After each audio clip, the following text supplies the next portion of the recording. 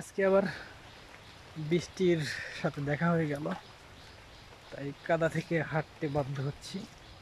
আসলে খারাপ লাগছে না বৃষ্টিতে ভেজা একটা মুহূর্ত। আমি এখন রয়েছি হাজীবাড়ি। এই হাজীবাড়ির যে রাস্তাটি, এখন আমি এই সাক্কা মানে সাঁকোতে উঠলাম। এই সাঁকোটা অনেক প্রাচীন। এটা আমাদের পূর্বপুরুষরাও এই সাঁকো থেকে পার হয়েছে। এটা প্রায় 100-150 বছরের পুরনো একটি সাঁকো। গ্রামে এটাকে হাক্কা বলা হয়। তো আমি এখন সেটা পার হলাম। যাই হোক, ভালো লাগছে, বৃষ্টি পড়ছে গুড়ি গুড়ি, তার মধ্যে দিয়ে এই কাদার রাস্তায় হাঁটা। এই যে বাঁশ গাছ, অসাধারণ।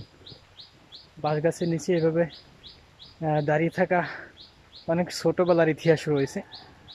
তো কাদা থেকে হাঁটছি, হাঁটতে হবে প্রায় 1 কিলোমিটার যাবো হেঁটে। অবশ্য আপনার হাঁটার অভিজ্ঞতা থাকলে কমেন্ট করে জানাতে পারেন। আমি বৃষ্টিতে এখন ভিজতেছি। এখন ওই লটক গাছ দেখা যাচ্ছে, জামরুল গাছ, গাব গাছ। যদিও এখন কিছু নেই, ভাদ্র মাস চলছে, কিন্তু এই কাদায় হাঁটা কিন্তু আমার দীর্ঘদিনের অভ্যাস। আসলে গ্রামে থাকতে হলে কাদায় না হাঁটলে আপনি কিসের গ্রামের লোক, তাই না? এই কলা গাছ পচে রয়েছে, নারকেল গাছ, নারকেল গাছেরই সুপারি গাছ দেওয়া রয়েছে, কিন্তু কাদা কাদা তো রয়েছেই। একটি কাঁকড়া দেখতে পাচ্ছি, মেহগনির ডগা, চম্বল গাছ একদম চারা কেবল লাগানো হয়েছে। কি পরিমাণ কাদা দেখুন, অনেক কাদা। এই কাদা পেরিয়েই আমি হাঁটাচলা করি। যদিও অন্য রাস্তা দিয়ে যাওয়া যায়, মোটামুটি কাদা সেখানে, কিন্তু এখানে প্রচুর কাদা।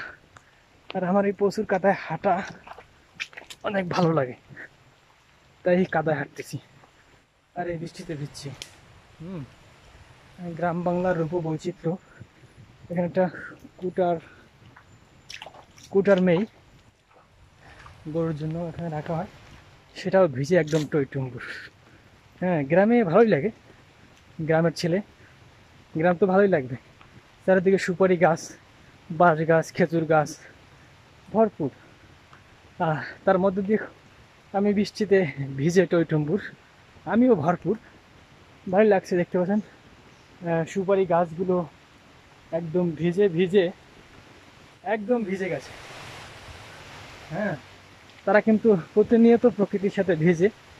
শুধু আমরা ভিজতে পারি না, আমরা ছাতা ব্যবহার করি, কিন্তু না, ভিজবেন। গ্রামে থাকতে হলে ভিজতে হবে। শহরে থাকুন সেক্ষেত্রে আলাদা। শহরে কবে কাদায় পা দিয়েছেন সেটা মনে নেই। গ্রাম এটা জাম্বুরা গাছ, বাতাবি লেবুর গাছ, ওখানে বাতাবি ঝুলে রয়েছে কিন্তু একদম পুকুরে।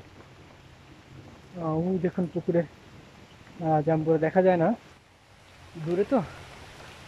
যাই হোক, আমি প্রায় চলে এসেছি। এখানে দরজা দেওয়া রয়েছে, এটি